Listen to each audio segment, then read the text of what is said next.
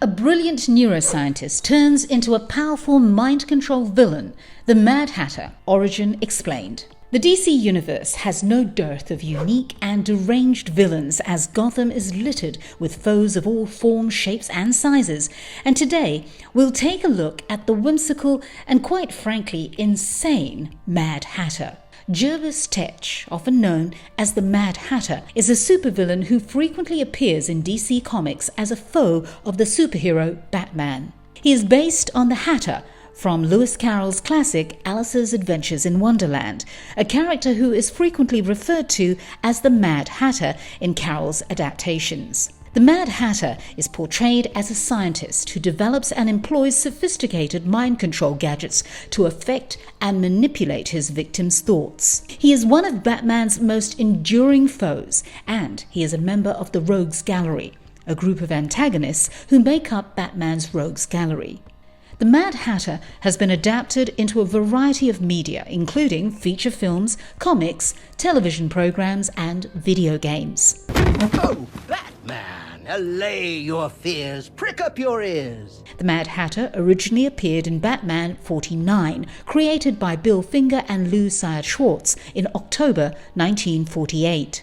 Jervis Tetch is enamored with hats of all kinds and sizes, as well as Lewis Carroll's children's book, Alice's Adventures in Wonderland, and its sequel, Through the Looking Glass, with the chapter A Mad Tea Party being his favourite.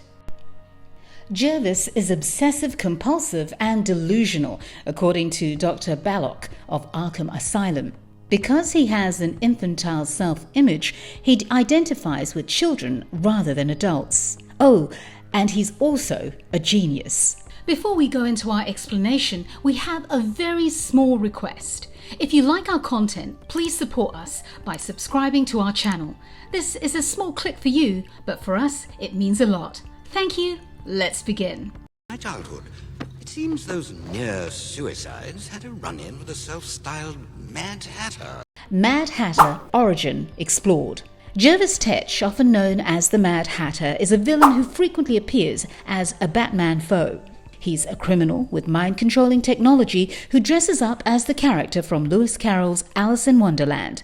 Jervis Tetch, a brilliant neuroscientist, was obsessed with Lewis Carroll's Alice in Wonderland from a young age and believed he was the reincarnation of one of the story's characters, the Mad Hatter.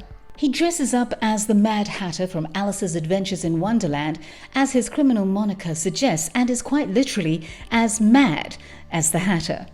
Jervis Tetch, like most of the golden age of comics Batman villains, was a regular criminal with a colourful motif and dressing sense who was after commonwealth rather than specific trinkets.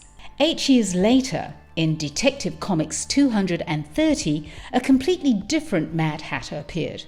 A towering, heavy-set man with blazing red hair and a striking moustache who was obsessed with stealing hats and adding Batman's cowl to his collection. This version of the Mad Hatter, along with several other compulsive thieving villains, was later adapted for the 1966 live-action Batman show. Don't worry, my friend, you don't need to watch. His origin story in the early appearances is not very fleshed out, and all we get to know is that he is a deranged neuroscientist who created electronic machinery that can manipulate the brain and cause hypnotic states, and he frequently utilizes hats and other headwear to influence his subjects' minds. Tetch, as the Mad Hatter, has committed many crimes using his hypnotic skills for mesmerism, often themed around the book that inspired him and his love of hats and headgear, even going so far as to implant mind control chips in his hats, ranging from pith helmets to bowlers, to amplify his hypnosis skills. He specifically lusts after Batman's distinctive cowl beyond all others. Jervis Tetch is enamored with hats of all shapes and sizes, as well as Alice's Adventures in Wonderland and its sequel, Through the Looking Glass, with the chapter A Mad Tea Party being his favourite. He has obsessive-compulsive tendencies, is highly delusional, suffers from psychotic manic depression, and is occasionally homicidal. In recent years, it has also been suggested that he is a pedophile who abducts a young girl named Alice. He refuses to consume anything that does not include a hat. He has delusions and thinks in ways that are typical of schizophrenia. Not only is he recognized for quoting and associating with Lewis Carroll's Wonderland works, but he also has a hard time distinguishing between fiction and reality, along with rhyming everything he says if he gets nervous or flustered in any scenario. He'll go to any length to acquire what he wants. Taking a look at his first few comic book appearances, the Mad Hatter attempted to take a trophy from the Gotham Yacht Club in his debut appearance, but was stopped by Batman when attempting to loot spectators at a high society horse show. Tetch was then transferred to Arkham Asylum. Later, a very different Mad Hatter appeared, claiming to be Jervis Tetch, but he was quickly exposed as a fraud and dispatched as the actual Tetch reappeared. In 1981, the genuine Jervis Tetch made a cameo in Detective Comics 510. Tetch showed up with a pet monkey and a mind-erasing device. Tetch claimed to have murdered his impersonator, but the imposter reappeared in Detective Comics 573 in 1987, proving Tetch's claim to be false. Tetch was initially depicted with the mind-controlling devices for which he is now well known in Detective Comics 526 from 1983. He even slipped one into Scarecrow's helmet and took control of him for just a moment.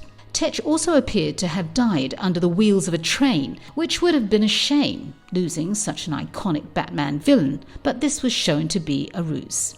To commit his atrocities, Tetch frequently employs his sophisticated mind control devices. He's also a hypnotist and mind control expert. The Mad Hatter also has a unique understanding of hats, particularly one-of-a-kind headwear. He employs these abilities to fulfill his obsession with Alice in Wonderland. The Mad Hatter's physical appearance has changed a lot throughout the years, but he's always had the basic Hatter look, which is quite distinct.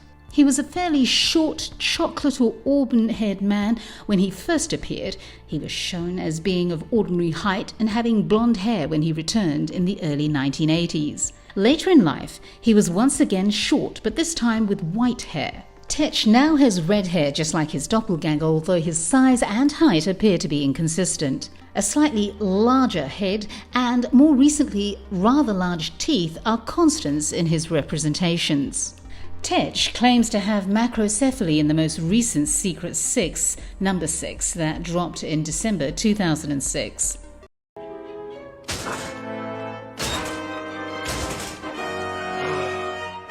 The Mad Hatter's origin in Batman, the animated series.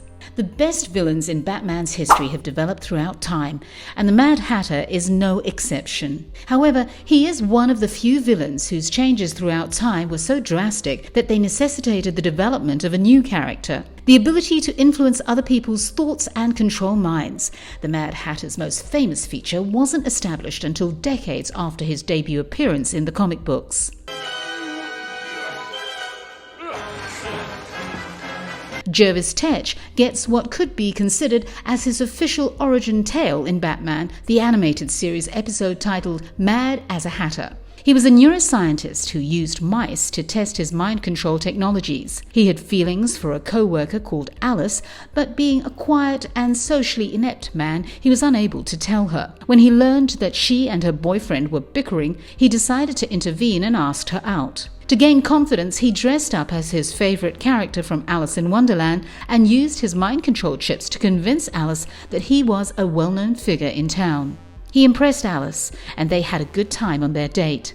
When Alice's lover Billy proposed to her, Tetch became enraged and resorted to mind control to win her over. He lamented his decisions at one time, but he was adamant on keeping her. The Mad Hatter's despair pushed him to become a criminal. Batman was able to stop him and liberate Alice from the mind control. Are you, the famous Batman, so intent upon destroying my happiness? Obsession is the one characteristic that has characterized all of the Mad Hatter's incarnations. However, his obsessions have ranged from a desire to acquire remarkable and distinctive headwear to items related to Lewis Carroll's novels, particularly Alice in Wonderland. The Mad Hatter would be the center of Jervis Tetch's infatuation in Batman, the animated series, but it would be a woman named Alice who would produce the most captivating version of the Mad Hatter. This is where it's established that Tetch also has a thing for female adolescents and ladies, seeing them as the titular Alice from the books and often kidnapping them, and some interpretations of the character suggest he's a pedophile. Jervis Tetch became a staple among the villains of Batman the Animated Series after Mad as a Hatter. He would go on to play the primary villain in 2 more episodes of the series, as well as making brief appearances in 2 more episodes written by Paul Dini. Actor Roddy McDowall, who voiced Jervis Tetch in Batman the Animated Series,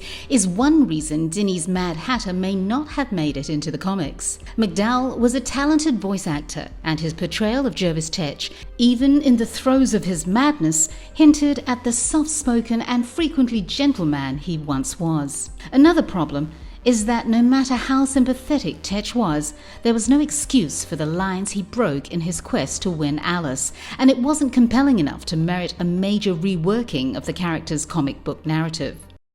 Mad Hatter in various story arcs. As has been explored already, Mad Hatter first appeared in the Golden Age.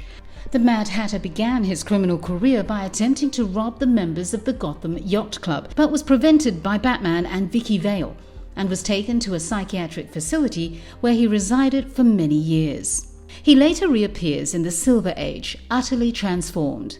This Mad Hatter was proven to be an imposter, and the genuine Hatter eventually killed the imposter. Tetch grabbed Lucius Fox and held him for ransom when he returned. Jervis also intended to obliterate Lucius' memories, but Batman intervened before he could do so. Tetch eludes Arkham on Halloween and creates a new center of operations at the Hill Mansion, where the twin Hill brothers brought children to be abused and killed. He gathered the children for his Wonderland tea party and offered them drugged tea to make them submit to his demands. Batman, on the other hand, thwarted his schemes once more. After the crisis on Infinite Earths, not much of Mad Hatter's Golden and Silver Age history was altered. Tetch's next deviant plot involved giving away free CD players to young blonde girls from Dick Grayson's elementary school, which were pre-programmed with subliminal messages. Tetch planned to sell the enthralled young girls to Generalissimo Lee, a third-world despot and another notorious pedophile. However, he was captured, and it appeared that the Mad Hatter had been murdered when a train ran over him. However, it was later found that the death had been staged. The Mad Hatter was ultimately given a comic book origin after the events of Flashpoint. Tetch's obsession with hats began when Jervis's father was a hatter. Tetch used to be quite popular, and he and his crush Alice were close friends. He once took her to an Alice in Wonderland theme park, a memory he would always treasure and which would influence his future life. Tetch, on the other hand, grew a little in stature as he grew older due to a lack of testosterone, and was thus rejected by Alice. To reclaim Alice's affection, Tetch began taking medications that were supposed to make him taller, but instead made him insane, completing his transition into the Mad Hatter. Again, a different origin story from the one in the animated series, but stay with us here. All the stories chronicle his descent into insanity and have the same running theme of scorned genius, giving them a common ground. In the story arc The Unknowing, he caused absolute chaos by controlling the minds of many in Gotham, including Sacha Bareau, who was Wayne's bodyguard and also extremely close to him. However, Bruce was able to break the Hatter's trance by speaking to Sacha and conveying his raw emotions because he refused to fight someone he loved so much. When the Mad Hatter attempted to flee Arkham with a guard under his command in the Alone at Night arc, they were both caught in crossfire between cops. Hatter was shot several times and was in serious condition. He appeared to be dead at first, but later emerged as a collaborator with the Black Mask. He implanted a mind controller in Killer Croc while dealing with Black Mask, which caused him to mutate even more as a result of what Hush and Riddler did to him. The Mad Hatter is also at one point held guilty for a significant hostage bombing crisis in the unresolved story arc because he had commanded the bomber via his mind control technology, demonstrating that he can plan sophisticated crimes even from behind bars. The Mad Hatter then joined the secret society of supervillains during Infinite Crisis and fought the heroes in the Battle of Metropolis. 1 year after the events of Infinite Crisis, The Mad Hatter collaborated with the Great White Shark to frame Harvey Dent for the murders of all of Gotham's villains. When Robin and Captain Boomerang 2, Owen Mercer, went looking for his atomic weapon, his hideout was destroyed when he imprisoned Robin and his friends inside. Catman afterwards approached the Mad Hatter and invited him to join the Secret Six. He agrees, and his mission was to assist them in fending off Dr. Psycho's mind control talents. Later, the Secret Six were ambushed by Ragdoll, who was controlled by Dr. Psycho, and he had to put on his thinking cap. Putting on the cap, however, caused him to have a seizure. Doom Patrol assaulted the Six later, and they were nearly beaten until the Mad Hatter intervened and utilized his mind control talents to stop the Doom Patrol. The Secret Six tell Vandal Savage that they are his friends after defeating him and destroying his base, which makes Hatter very pleased. Ragdoll then pushes the Mad Hatter from the building, causing him to fall to his death. The Mad Hatter was later found to have survived the fall and vowed vengeance on the Secret Six. Turpin discovers in Final Crisis that the Hatter was vital in assisting Darkseid in bringing the children together through his use of mind control hats. Turpin, overtaken by a terrible passion he doesn't comprehend, brutally hits Hatter, causing a lot of tooth and blood loss. The Hatter admits that the youngsters have been brought to Bloodhaven after being threatened with brain damage. Darkseid's Justifier's helmets are a blend of apocalyptic technology and the Hatter's mind control circuitry, according to the Final Crisis secret files. In his final major story arc, in order to assassinate the Secret Six, the Mad Hatter set up a chain of events involving Ragdoll's sister, Junior, but he was destroyed after Ragdoll used one of his hats to induce him to leap over a bridge into water. Tetch, as it turns out, survived his fall and returned to work for the Penguin in order to deal with the new Black Mask and the Falcom crime family's return. Tetch, on the other hand, was returned to Arkham. He later plans a big prison uprising and employs Deathstroke to help him to escape Arkham.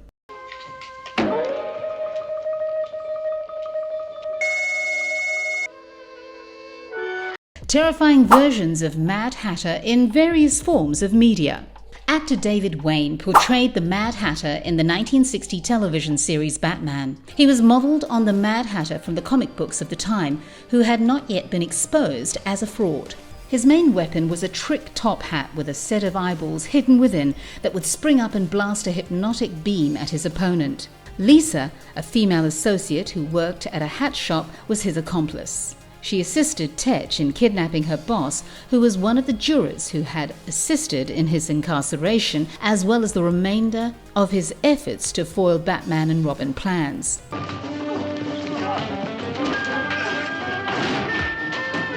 The Mad Hatter appears as both a boss and a playable character in the Lego-based game Lego Batman the video game. In his villain level, he joins up with the Joker. He has the ability to manipulate people's thoughts, wield a weapon, and double jump. He also appears in a number of other video games. In the video game Batman Arkham City, he appears as a villain in a side quest. Hatter also appears in Batman Arkham Knight's Season of Infamy DLC, where he has kidnapped a number of cops and is teasing Batman with their locations from a GCPD interrogation chamber. Finally, in the online MMORPG DC Universe Online, the Mad Hatter is seen as a villain. You found the Cheshire Cat, all? And with that, we come to the end of the origin story of the Mad Hatter, famous yet obscure DC villain and mind controller. He genuinely gives us the creeps though. What do you think? Let us know in the comments section below. And if you liked our content, don't forget to leave a like and subscribe to us if you haven't already done so.